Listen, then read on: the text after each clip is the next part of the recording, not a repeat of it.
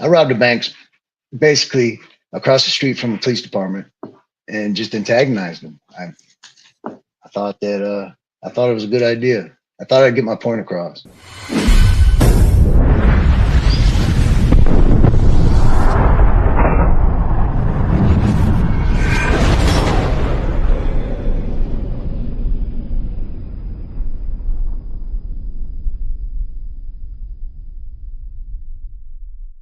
Welcome to this episode of Chattin with Staxx. I'm your host, Bill Staxx, and today I got Richie Hines. What's up, man? What's going on, bro? I'm doing great. Thank you for joining me. I appreciate you taking the time. Yeah, no, man. I appreciate you. So, where were you born and raised?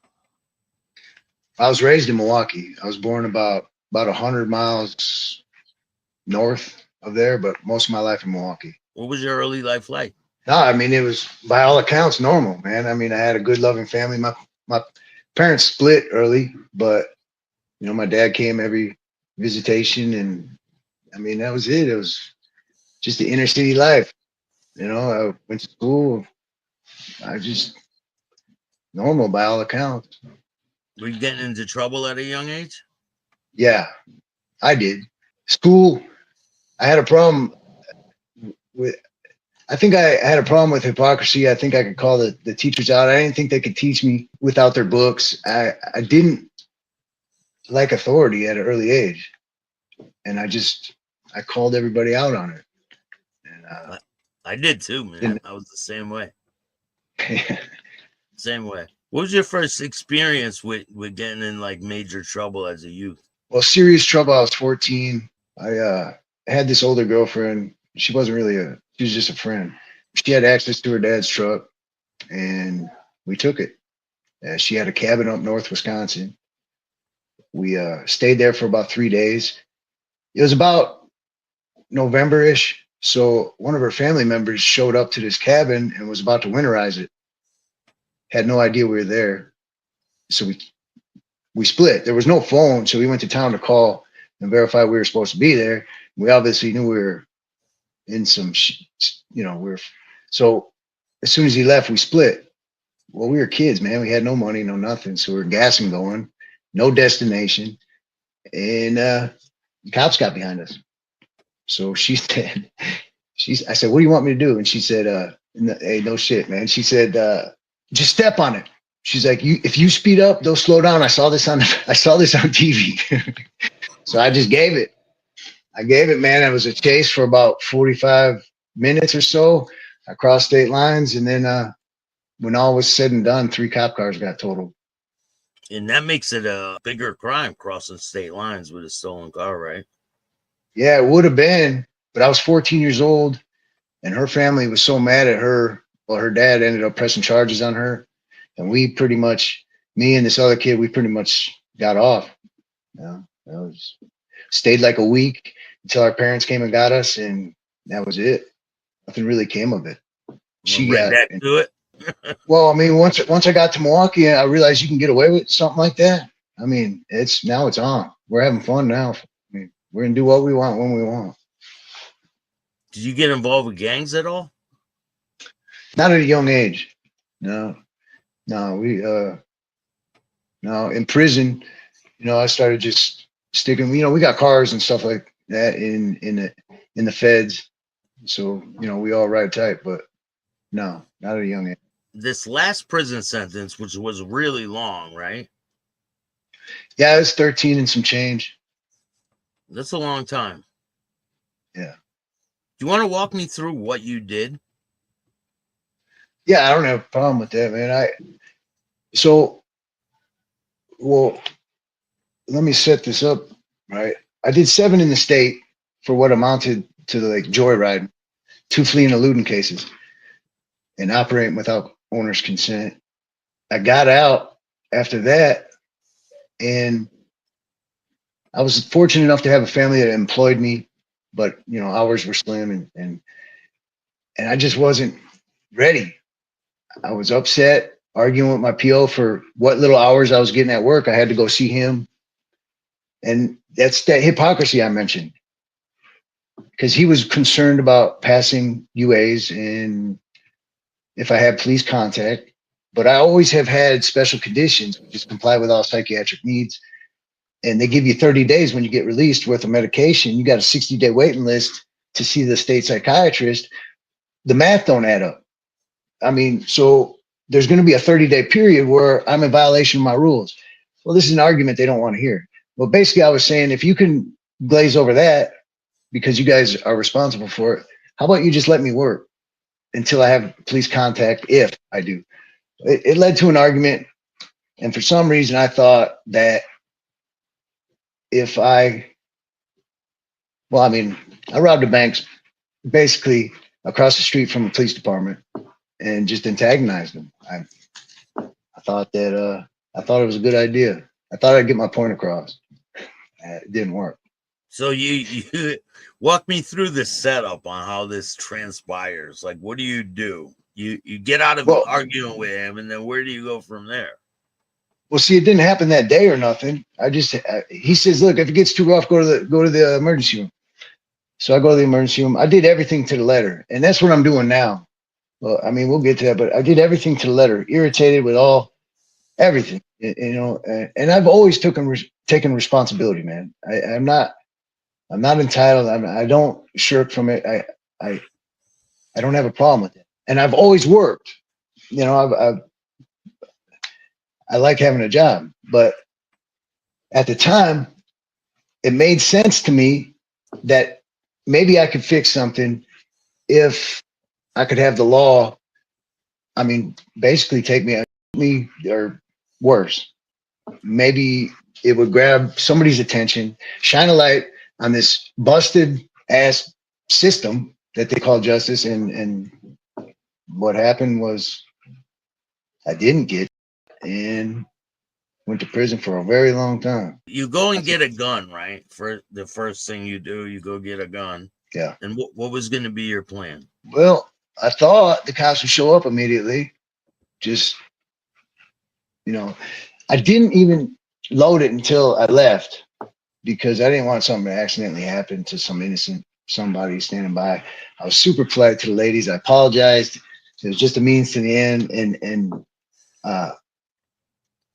yeah, I thought if I just up that thing, they'd light me up. Yeah, but so what? You go in there and tell them? Do you tell them, give me the money, put it in a bag, like what? Yeah. I just said it. Well, first I wanted to write it. Like I said, I didn't want to hurt nobody, and the pen didn't work. And he said, "Let me grab you a new pen," and that's when I started laughing, and I just put the pistol on the counter, and I said, "No, don't worry about it. You know what it is." And she was obviously spooked, but I kind of walked her through it. You know, I said, "Don't. I'm not here to hurt nobody. This is just something I got going on. I got to take care of something."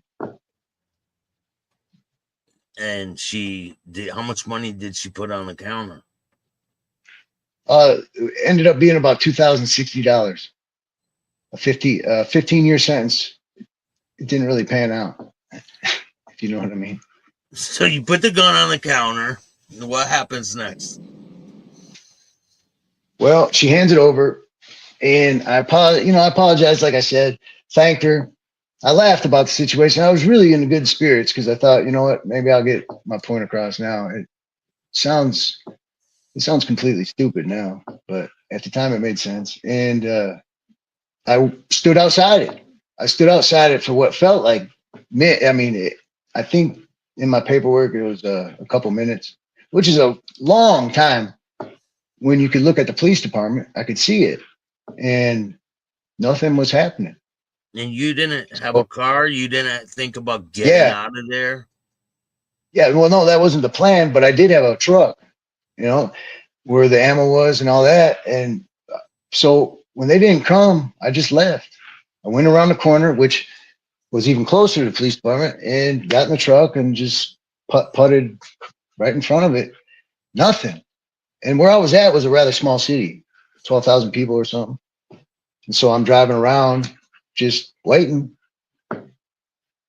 We ended up going getting some, I think some Jameson or something, just waiting. I ended up driving away. I mean, I couldn't believe it was like being 14 all over again. You can just do this with no mask and no nothing and just Wow, and you just drive away, and you don't have a Yeah. plan of what you're gonna do or anything. No, in my mind, I thought some like romanticized version of some Robin Hood until they take me out. That's it.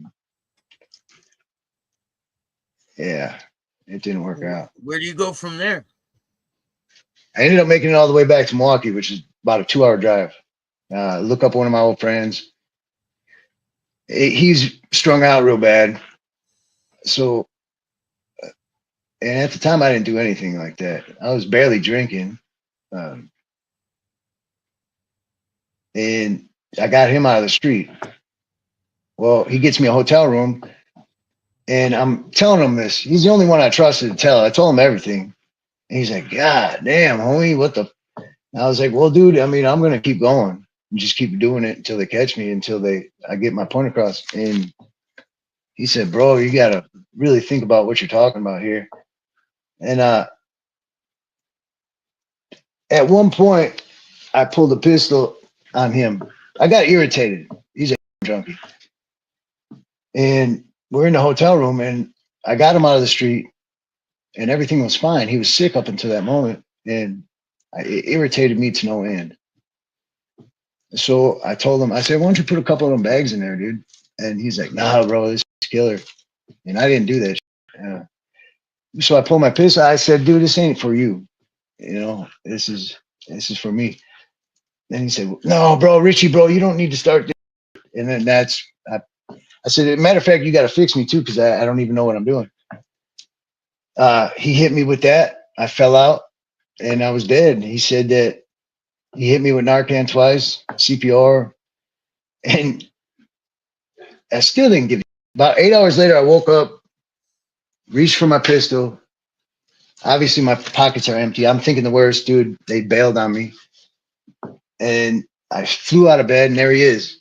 He said, dude, your stuff's in the drawer. And he started crying. He said, Richie, you're crazy, bro. You made me kill you last night. And he's crying. And I said, I'm crazy, motherfucker. My bad. I'm crazy, dude. You do this every day.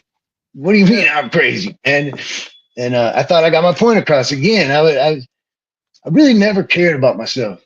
I didn't care about my well-being. And I mean, to this day, I have a hard time. But I guess I get some semblance of joy or something when I help other people, or I think I'm helping them.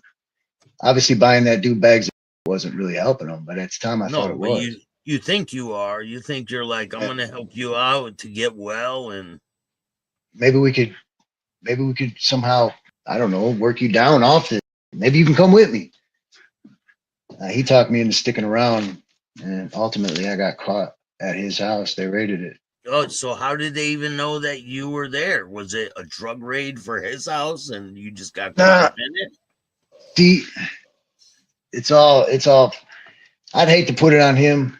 I mean, look, I told him I'm leaving. You coming with me or not? This is like 2 days have gone by. Because I said, dude, I got a plan. You're not helping me, man. You're making me deviate from it. And he's like, bro, look, man, you're not thinking straight. Come to my house. Get some sleep. If you still want to leave, leave. Excuse me. So I said, all right. Well, he's living in this fourplex. I go upstairs to his sister's apartment, lay on her bed, and it dawns on me that I'm on the second floor with a picture window. And I mean, even if I get the cops to where I want them, because the plan, I'm not going to be able to do anything. So I'm about to split, go out the back door, not even tell him, and just go. Well, his dad comes up there and he's like, Richie, bro, what are you doing up here? And when I heard somebody coming, because I knew it wasn't, the law or anything, and his sister had a little kid, so I put the pistol up, and he said, come downstairs, have a beer, man. What are you doing up here by yourself? Well, I don't know how the cops were there, but I said, yeah, all right, man. And because I put the first time since I picked that pistol up, I had it out of my reach. I came around the corner and it was, how they scream. Pigs scream. Pigs just scream and scream, and ARs, 15s, and I couldn't even draw down on them. so it's over with. So do you think someone dropped a dime on you? I think somebody called for some Crime Stopper. That was all over the news, Were and they we weren't watching offering TV. a reward? Were they offering a reward I for mean, you? it couldn't have been much. It shouldn't. I mean, it couldn't have. Been, but you know, Crime Stoppers is in every city, so I Yeah. mean, it's just it wouldn't matter. They didn't have much. I'd like to think it wasn't my friend, but his dad, all he did was sit around, drink beer, and watch TV. I mean, he's good. I mean, good man. I don't know. You know, I wouldn't put that label on somebody if I don't know. It's just kind of funny how it worked. What happens from there? Where do you go? Well, they booked me, try to get me to talk. I won't talk just because it's how And these I'm. are the feds, right? The feds are trying to Yeah, talk. yeah. Yeah, the feds are saying, look, man, this is what we think happened. We think you got off your medication and we think you tried to harm yourself. Uh, some kind of, well, you told me not to say that, right? But No, by cop. you can. I could block it out. All right, cool. Yeah, yeah. It was, well, basically a cop attempt. That's what they're telling me. And I said, yeah, I ain't got nothing to say, man. I just because, you know, it's how I was raised on the street. You don't talk to these fucks, you know, you don't talk to these people. And once I got a lawyer, then they drove me from, this is about like West Dallas region. They drove me back to the region I committed the crime, about Madison, Wisconsin, I think. And then we go from there, go through the whole process, courts. How much time are they offering you at first, and how much time are they telling you they're going to give you if you lose trial? Well, that's the thing with the feds, man.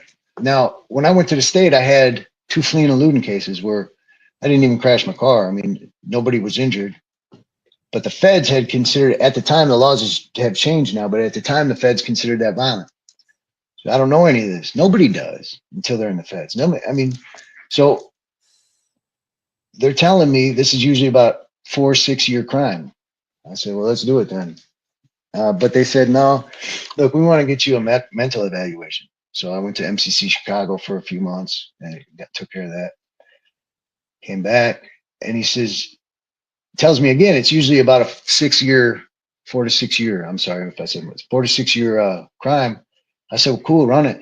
And he said, no, but wait, you got 2 family fleeings on your record because the feds consider that violent. Your guidelines are 27 to 32 years or some such. And Oh I said, what are man, you talking about? I mean, what do you mean? They said, that's just how it works. We go by guidelines. So I was just appalled by it. I said, dude, how is that even a thing, man? All these, I've already done time for those crimes.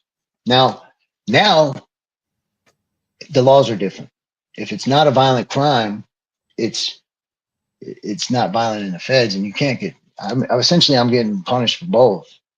yeah. Ultimately, he asked for 10, told me I was getting 12 until the day before trial, and he said, I said, look, man, let's ask for 8. He said, man, we don't want to sound selfish.